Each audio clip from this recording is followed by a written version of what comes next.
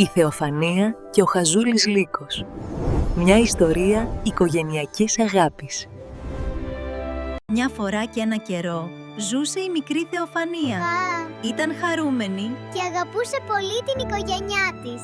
Η μαμά της έδωσε μια σημαντική συμβουλή. Να πηγαίνει πάντα από το μονοπάτι και να μην μιλάει σε αγνώστους. Οκ, μάμα. Η Θεοφανία μπήκε στο δάσος.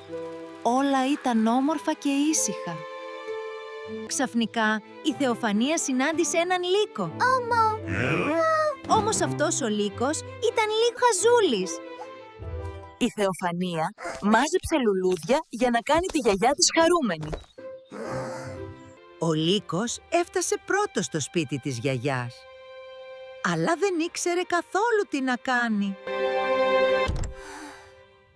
Όταν έφτασε η Θεοφανία, κατάλαβε πως κάτι δεν ήταν σωστό. Ο μπαμπάς της ήρθε αμέσως και η Θεοφανία ένιωσε ξανά ασφαλής, γιατί η οικογένεια είναι πάντα εκεί. Και ζήσαν αυτοί καλά και εμείς καλύτερα.